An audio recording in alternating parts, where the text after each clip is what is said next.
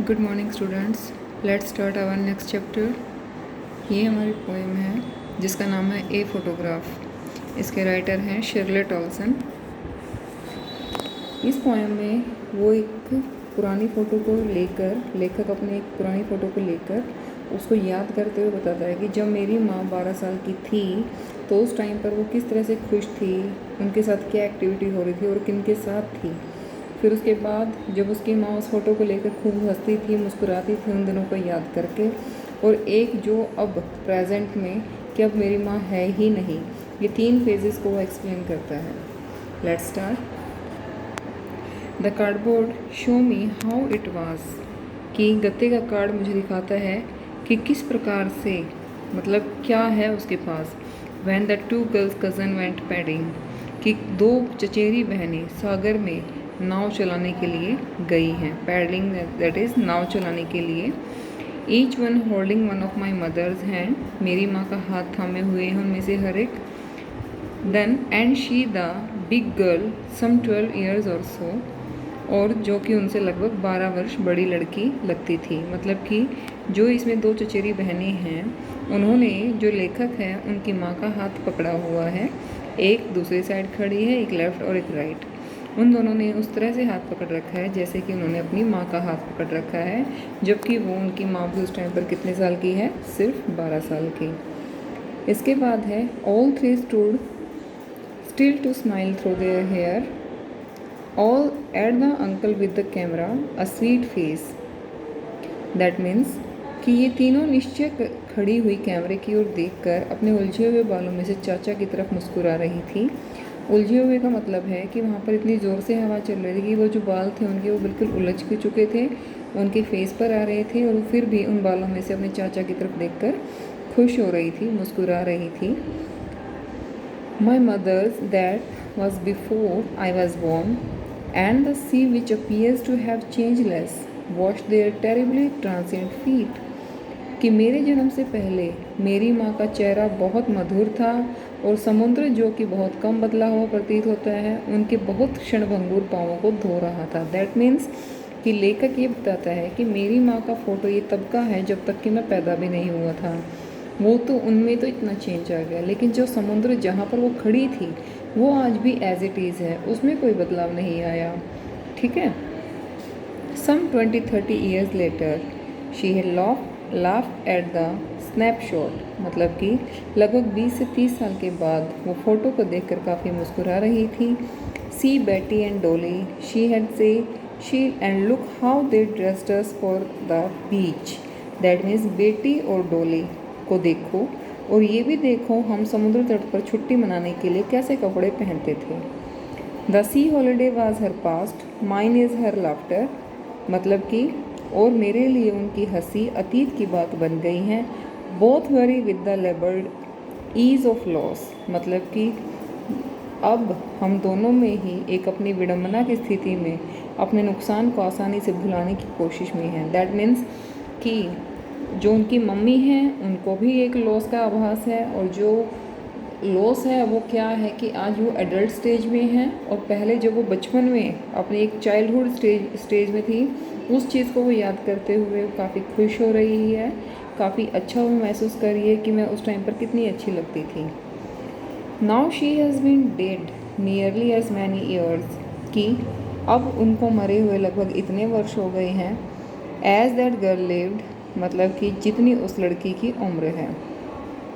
And of this circumstance there is nothing to say at all.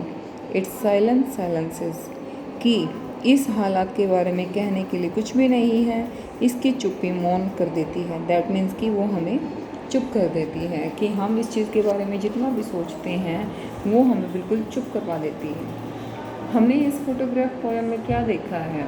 इसमें हमने सिर्फ अभी तक यही पढ़ा है कि लेखक जो है अपनी माँ के लाइफ के 3 स्टेजेस को एक्सप्लेन करता है। एक स्टेज जो वो बिल्कुल बचपन में थी, यानी कि बच्ची थी। सेकंड स्टेज जब वो एडल्ट हो चुकी थी और अपने बचपन को याद करके काफ़ी खुश थी। और थर्ड स्टेज जब वो मर चुकी थी, इस दुनिया को अलविदा कह चुकी थी। इस पोएम में बेसिकली वो यही बताता है कि जब मेरी माँ मात्र 12 साल की थी, उस वक्त उनके चाचा की 2 लड़कियां, दैट मीन्स चचेरी बहनें और लेखक की मौसी, ठीक है। चचेरी बहनें उनकी मम्मी की हैं और लेखक की क्या लगी, वो मौसी। तो उन्होंने उस 12 साल की लड़की का एक लेफ्ट हैंड और एक ने राइट हैंड, दोनों ने इस तरह से हाथ को थाम रखा है जैसे कि वो उनकी माँ हो, ठीक है। और जो उनके वो उलझे हुए बड़े बाल हैं, दैट मीन्स कि जब वो समुद्र पर सैर कर रही हैं, वहाँ बीच पर वो घूम रही हैं, तो हवा की वजह से जो उनके बाल उलझे पड़े थे, उन बालों में से वो अपने चाचा की तरफ देखकर काफ़ी खुश हो रही हैं, काफ़ी ज़्यादा मुस्कुरा रही हैं। इसके बाद लेखक बताता है कि आज मेरी माँ काफ़ी ज़्यादा खुश है क्योंकि उनके पास वो फ़ोटोग्राफ है जिसे वो देखकर काफ़ी ज़्यादा अच्छा महसूस कर रही है कि जब मैं 12 साल की थी तो मैं कितनी अच्छी थी, कितनी खुश थी। आज वो बड़ी हो चुकी है, ठीक है, लेकिन जो वो समुद्र है वो आज भी वैसा ही है, चेंजलेस है, क्योंकि समुद्र के अंदर कभी कोई चेंज नहीं आता और इंसान कभी बचपन से बुढ़ापा 2 मिनट में आ जाता है। इसके बाद वो बताता है कि आज मेरी माँ मेरे पास नहीं है, आज उनको मरे हुए कितने साल हो गए हैं जितनी कि मेरी उम्र है। इसके बाद वो बताता है कि आज वो चुप्पी हम सबको मौन कर देती है कि जब हम उस क्षण को याद करते हैं तो वो चुप्पी हमें बिल्कुल चुप कर देती है। इसके बाद इसके कुछ वर्ड मीनिंग्स हैं, दैट इज़ कार्डबोर्ड। कार्डबोर्ड क्या होता है, गत्ता, दैट मीन्स जो आप एग्ज़ाम में यूज़ करते हैं। पैडलिंग, जो पानी में हम छप छप करके चलते हैं, that is paddling. Still, that is स्थिर, कि एकदम से उसी अवस्था में जिस अवस्था में वो था। ट्रांजिएंट, दैट इज़ अल्पकालिक, अल्पकालिक। इसके बाद है स्नैपशॉट, दैट इज़ फोटो। बीच, बालू तट, जहाँ पर समुद्र का बालू तट, दैट मीन्स कि जो किनारा होता है। वरी, दैट इज़ टेढ़ा मेढ़ा। सर्कमस्टेंस, दैट इज़ घटना। साइलेंसेस, स्तब्ध कर देती है।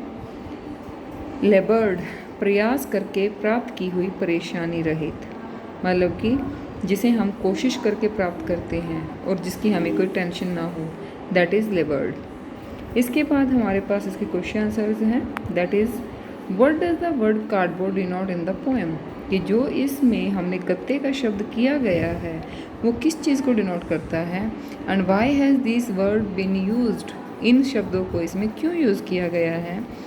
In the poem the cardboard denotes the photograph of poet's mother, कि वो पोइट्स की जो मदर है उसको डिनोट करता है।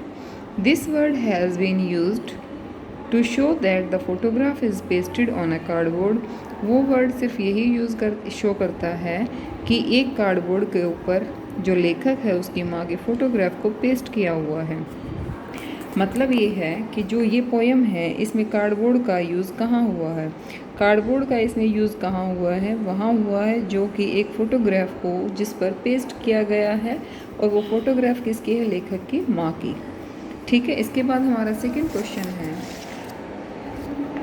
कि what has the camera captured, कि कैमरे ने क्या कैप्चर कर रखा है, कि कैमरे ने क्या अपने पास कवर कर रखा है। That is the camera has capture 3 girls on a C holiday, कैमरे ने कैप्चर कर रखा है कि 3 लड़कियां जो हैं अपना एक समुद्र के बीच पर हॉलीडे मना रही हैं। And one of them is the poet's mother, उनमें से एक जो है वो पोइट की मम्मा है। Each of them is holding one hand of the mother, उनमें से हर एक ने अपनी मम्मी का जो है हाथ पकड़ा हुआ है। एंड स्माइलिंग विद डिलाइट, और काफ़ी खुश होकर वो मुस्कुरा भी रही हैं, ठीक है। इसके बाद थर्ड क्वेश्चन है हमारा, what has not change over the years, कि अभी तक क्या चेंज नहीं हुआ, एज इट इज़ है। सी, कि उसके अंदर कोई चेंज नहीं आया। Does this suggest something to you, क्या ये किसी चीज़ को शो करता है। This suggest that nature remains permanent but human life is short, कि जो नेचर है वो एज इट इज़ रहता है, परमानेंट है, जबकि जो एक ह्यूमन लाइफ है वो काफ़ी ज़्यादा छोटी है। इसके बाद नेक्स्ट क्वेश्चन है, the poet's mother laugh at the snapshot, की जो माँ है वो काफ़ी ज़्यादा हंस रही है। What did this laugh indicate, वो क्या शो करती है। This shows that mother had a happy childhood, वो क्या शो करती है कि जो माँ का बचपना है वो काफ़ी ज़्यादा खुशीनुमा है। She feel amused when she looks at her childhood photograph. That means माँ इस फ़ोटो को जब भी देखती है तो उसे प्रसन्नता की अनुभूति होती है। दैट मीन्स वो काफ़ी खुश हो जाती है जब भी वो अपने उस पुराने फ़ोटो को देखती है। इसके बाद नेक्स्ट क्वेश्चन है, what is the meaning of the line कि both worry with the laboured ease of loss. इसका क्या मतलब है कि जो आपके मतलब जो ये है कि दोनों नुकसान के बाद भी, मतलब कि दोनों एक तरह से नुकसान कर चुकी हैं, फिर भी वो खुश भी हैं और दुखी भी हैं। इसका मतलब है कि the poet's mother is happy in the photograph, कि जो पोइट की मम्मा है वो तो काफ़ी खुश है, because she is on holiday at seaside, क्योंकि वो सी साइड पर अपना एक हॉलीडे मना रही है। The poet is happy to see the laughter of her mother in the photograph, कि जो पोइट है वो काफ़ी ज़्यादा दुख अनुभव करता है अपनी माँ को देखकर। बिकॉज क्यों दुख अनुभव करता है? क्योंकि उसकी मम्मा अब उसके पास नहीं है। The poet is happy to see the laughter of her mother in the photograph. अब वो पोइट खुश होता है अपनी माँ को फ़ोटो में काफ़ी खुश देखकर, हंसते हुए देखकर। But at the same time they are sad because they had parted with each other for many years. लेकिन अब वो काफ़ी दुखी भी है क्योंकि अब वो इस संसार में नहीं है और वो इस घटना के बारे में बोल नहीं सकता, क्योंकि फ़ोटो की खामोशी ही उसे खामोश कर देती है। नेक्स्ट क्वेश्चन है, what does this circumstance refers to. क्या रेफ़र करते हैं? The circumstance refers to the death of the poet's mother, कि जो पोइट की मम्मा हैं उनकी किस तरह से डेथ हो गई है, वो इस चीज़ को शो करता है। The 3 stanzas depict their different phases, what are they. जो 3 स्टैंजा हैं वो क्या फेजेस को डिपिक्ट करते हैं और वो कौन से हैं, किन चरणों को बताते हैं?